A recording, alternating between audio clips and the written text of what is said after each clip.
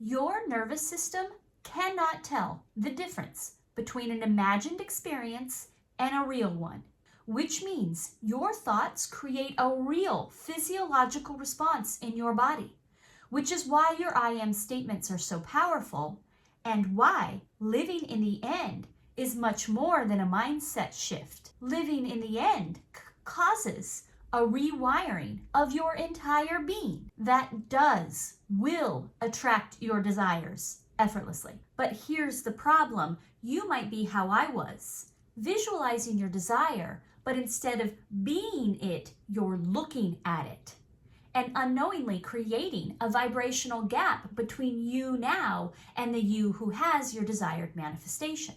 But that ends today, because in this video, we are going to cure that feeling of separation between you and your desired manifestation event and move into living in the end effortlessly. I'll teach you how to reverse engineer your manifestation event using visualization to close the gap between you and your imaginal act, so you can finally relax into alignment. Because once you detach from only focusing on the outcome and vibrate and live in the end, the universe must deliver the goods.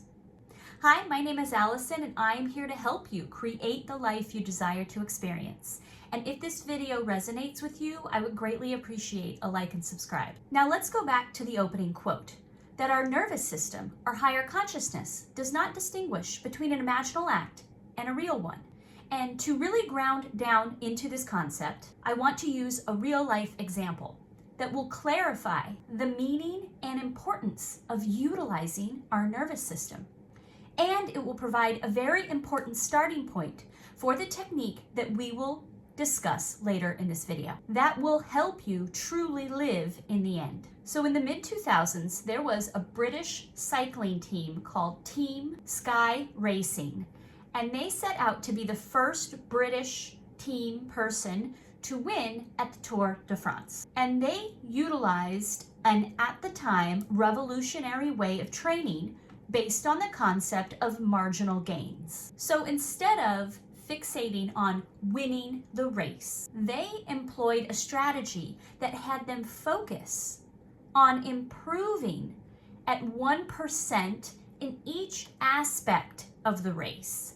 So they looked at getting marginally better in every area: nutrition, equipment, physical training, and mindset, which included using visualization techniques. Team Sky's riders would mentally rehearse the race course, spending time visualizing every leg of the race, every turn, every incline, every facet of the entire race. And they would visualize it on their bikes, adapting their nervous system to running the race, to cycling the race. And since our nervous system does not differentiate, when they did actually run the race, it was natural and easy and automatic. Now let's compare that to the typical strategy of people who focus on winning the race, visualizing the moment of the ribbon crossing their chest,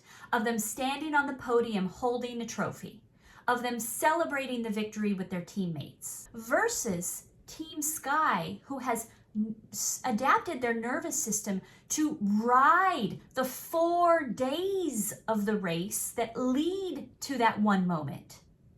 Who do you think is more adapted, is more vibrationally resonant with the act of winning? The person who visualizes just that single moment, or the people who visualize all the moments that lead up to it? The team that only visualizes the outcome has no nervous system adaptation or experience on which to build that manifestation. Well, you don't have to even think about it. We have proof. This British racing team won every Tour de France from 2012 to 2019. Except for 2014 when they suffered an injury. And just to further prove that this wasn't some fluke or this wasn't carried out by one master manifester, This team won with 4 different writers. Failure to build and embody this nervous system transformation is where so many people go wrong with manifestation. If you only spend time visualizing the end event, your SP saying I love you, the dream job offer, the perfect savings account balance, you're not vibrating in the energy of the entire manifestation process. And let me ask you, if we talked to one of those winners, would they say that crossing the finish line with that ribbon flowing across their chest, would they say that was it? That was the manifestation? Or would they consider the months of training, the 4 days of cycling the race, and crossing the finish line, the entirety of their manifestation? You know, mountain climbers say they want to climb Mount Everest. They don't just focus on the moment when they're standing at the top of the mountain, because they know the entire journey is the manifestation. In the words of Neville Goddard, your assumption to be effective cannot be a single isolated act. It must be a maintained attitude of the wish fulfilled. When struggling manifestors get fixated on the end event, then it gets really difficult to maintain the attitude of the wish fulfilled. Why? Because you only have the feeling from this one scene, and the feelings will dry up really fast the more you only focus on this.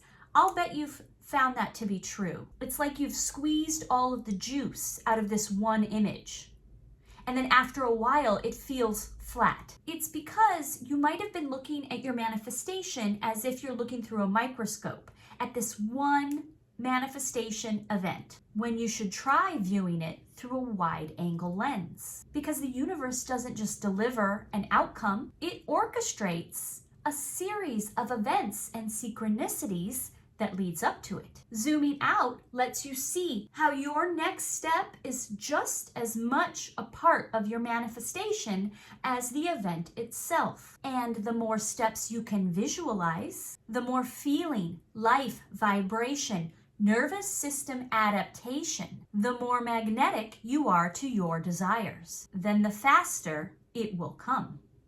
And I don't know about you, but I'm a little impatient, so timing is important to me. Detaching from the outcome and allowing yourself to be in alignment in any way that is possible for you now will allow your nervous system to maintain that living in the end state of being. And now we know, just like the Sky Racing team, you can train yourself to live in the end by mentally visualizing not just the manifestation event, but each small step along the way. And that's exactly what we're going to do next. Now, here's how to reverse engineer your manifestation. Step 1, start with the end in mind. Ask yourself, what is my ultimate manifestation event? Is it being in a loving relationship, landing your dream job, buying a dream home? Define it clearly.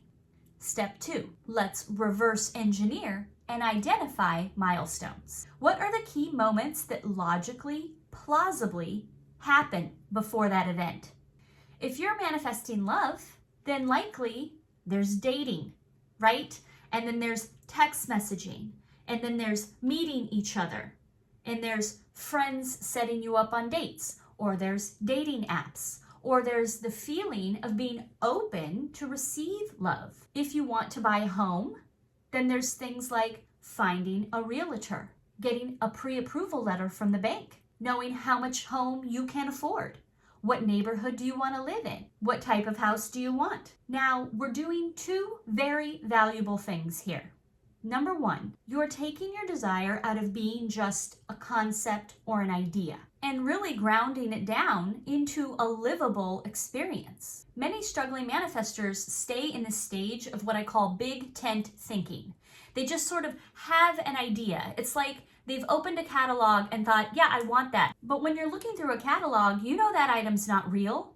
That's just a picture. We've got to take it out of the catalog and make it real. And this reverse engineering the manifestation process does that. It gives you that real, weighty, actual feelings and smell and taste and ideas and ways in which you know it's a livable experience. Identifying many different stages gives your nervous system many different things to adapt to. And the wider we can make that net for our nervous system, for our visualization, for our feelings, the more magnetic we become. And the second valuable thing this process does, and this part's really fun, it helps you identify the parts you don't want to be part of your manifestation. If you're looking for a partner, but you really dislike online dating, then you can take it out. Maybe you've had a preconceived judgment that online dating is the only way to find somebody, and maybe that's causing you a lot of resistance. Maybe we've just identified a block. Now you can say, you know what? This does not apply to me. I'm not putting online dating in my reverse engineered plan. Instead, I'm going to imagine scenes that are a really fun, unexpected way to find a partner. I'm leaving it up to the universe to show me a really unique and cool way to make it fun and easy for me to find a partner. Now you can really get into it. What do you really want? What would be a fun experience for you to have on your way to the top of the mountain? You can see that reverse engineering allows you to really bring it to life. It's a kind of treasure map that you can revisit, refine, enjoy playing in. As you get into this process, you will identify things that, hey, are not that much of a stretch from where I am now. And that leads us to our last point, which is to find the step that is closest to where you are now. The racing team didn't start learning the last turn. They start by learning the first one.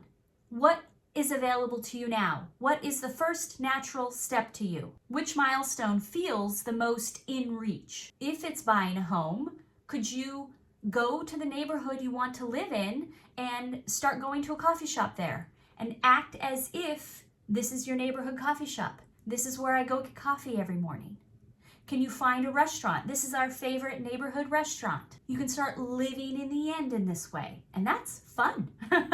Have fun. Find things that are fun to do, that are close in vibration to where you are now, but very much in alignment with living in the end of the manifestation event. You can do other things like visualizing, interviewing a realtor, or maybe your bank has a checklist for first-time home buyers. You could download that and see what you can start doing. Embody the energy of that first step is living in the end, because the first step is part of the manifestation event. Being in that first step is adapting your nervous system to winning the race. Now, it is very important to remember that these steps don't cause the manifestation, that they are of the manifestation. And for more help to make sure that you don't take action from a place of trying to force the manifestation event,